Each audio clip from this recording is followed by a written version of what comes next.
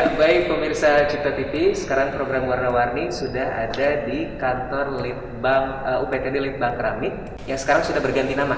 Nah, itu maksud saya. Aduh, yang sekarang sudah berganti nama menjadi UPTD Pengembangan Sentra Keramik. Nah, itu dia. Sekarang saya sudah bersama dengan Ibu Mumun ya, Bu ya. Selaku apa Bu di sini, Bu? Kepala UPTD. Kepala UPTD. Oke. Kenapa itu alasannya kenapa dirubah? Awalnya dulu UPTD ini namanya UPTD Litbang Keramik. Betul. Dengan adanya penyusunan SOTK baru, ternyata setelah pengajuan dari dinas dari UPTD sendiri bahwa kita itu tidak layak tidak layak untuk dengan litbangnya, karena yang namanya litbang itu harus ada tenaga ahli. Oke. Satu tenaga ahli mungkin karena ini fokusnya di keramik, harus ada tenaga ahli di bidang keramiknya. Sementara sekarang belum ada. Belum ada. Nah, terus yang namanya kan litbang dan penelitian ya, harus ada tenaga ahli. Terus kita harus memiliki lab sendiri untuk meneliti hasil penelitiannya, harus ada lab gitu kan. Ya, ternyata setelah dikaji ulang ternyata kita tidak memiliki itu semua, dan keterbatasan pegawai juga menjadi salah satu faktor di mana perubahan nama dari UPTD Litbang Keramik menjadi UPTD Pengembangan Sentra Keramik. Oke. Ibu sendiri di sini sudah menjabat berapa lama? 2 tahun. Sudah 2 tahun. Tapi untuk perubahan nama ini baru-baru saja, Bu ya? Semenjak saya kesini aja. Oh, semenjak kesini. Iya. Dan sekarang masih berproses ya, Bu ya? Masih berproses. Karena memang kalau litbang harus ada standarnya khusus, yaitu Iya. harus punya lab, harus punya tenaga ahli, sementara di sini keterbatasan ya. Keterbatasan pegawai juga, kita PNS-nya cuma ada 3 orang. 3 orang? Iya. Jadi tidak mungkin Betul. bisa mengatasnamakan litbang. Nah, itu dia. Nah, ini kita ngobrol di ruangan apa nih? Ini galeri. Galerinya? Ya, galeri yang baru di beres itu pembangunannya setelah renovasi awal tahun 2021 ini. Awal tahun Desember ini. ya, ada perubahan yang tadinya tidak seperti ini. Sekarang alhamdulillah ada perhatian dari pemerintah daerah dengan anggaran APBD, kita bisa memiliki galeri yang seluas ini gitu kan. Fungsinya untuk menampung hasil karya para pengrajin dan sebagai sampel. Sebagai sampel. Ya, sebagai sampel, di mana karena selain kita membina para pengrajin juga mungkin lebih ini lagi untuk salah satu promosi lah ya, menerima kunjungan dari masyarakat umum yang ingin mengenal lebih jauh lagi apa itu keramik dan apa aja sih yang ada di Pleret itu kan, jenisnya apa aja yang diproduksi oleh pengrajin Pleret ini. Di sini adalah salah satu mungkin contoh-contoh atau hasil karya para pengrajin yang ada di Pleret. Iya, kalau yang awam kan nggak tahu ya jenis-jenis keramik seperti apa, padahal ada klasifikasinya ya Bu ya. Ada yang sesuai fungsi, ada yang sesuai dengan hias ya, dan lain sebagainya. Nah, kalau ngomongin sejarah sendiri untuk di Pleret ini kan keramik udah dari ratusan tahun yang lalu, bahkan ya semenjak zaman Belanda mungkin ya. Hindia Belanda. Iya, Hindia Belanda. Ketiga itu udah ada ini yang mungkin awalnya munculnya keramik itu karena memang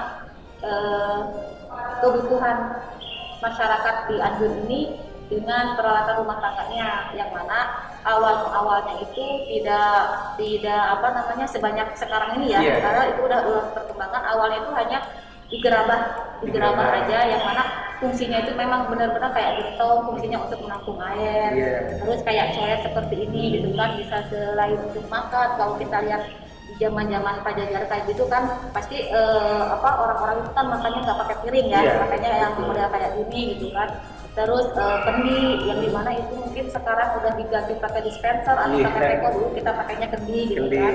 Nah, mungkin dengan perkembangan zaman dan sentuhan dari pemerintah sendiri akhirnya berkembang dan berinovasi hingga menjadi pengrajin yang memang benar-benar berkarakter, benar-benar punya kualitas yang hasilnya bisa kita lihatlah sekarang itu kan, tidak hanya gerabah atau tidak hanya kendi, tidak hanya coret yang diproduksi di Pleret, segala macam bentuk ada di sini. Boleh nanti dicek-cek lah ya di sini, karena kemarin juga sempat ada kunjungan dari Ambu, kita mempromosikan dalam rangka promosi itu dari TPRI ya, dari TPRI kemarin gitu kan. Jadi kan hasil produksi kerajinan para pengrajin gitu kan. Apalagi kalau kita bisa lebih ini lagi ke pengrajinnya langsung kan. Di situ kita bisa melihat alur proses seperti apa, cara pembuatannya, mungkin untuk pemasarannya seperti apa. Si pengrajin sendiri akan lebih terbuka mungkin ya, karena salah satu untuk pengenalan jati dirinya bahwa akulah seorang pengrajin gitu kan, untuk dikenal di di masyarakat lebih luas lagi, tidak hanya di cakupan kabupaten atau hanya yang tahunya itu hanya Anjun aja bahwa dia itu si pengrajin. Oke, mungkin terakhir harapan Ibu ke depannya untuk industri keramik di Pleret sendiri seperti apa? Silakan. Mungkin ya harapan kami di sini sebagai lembaga pemerintah untuk tetap berinovasi, untuk tetap meningkatkan kreativitasnya, apalagi untuk mengembangkan kualitas diantaranya. Dengan berbagai cara ya, kami di sini tidak bisa istilahnya berjalan sendiri ya, perlu dukungan dari para pengrajin juga dan pengakuan dari para pengrajin yang mana selama ini kerjaan sama kami dengan para pengrajin ingin membuahkan hasil, yang mana mungkin dengan adanya pengembangan bahan baku ya, karena memang baru 3 bulan berjalan kita mengembangkan bahan baku dengan kesediaan para pengrajin.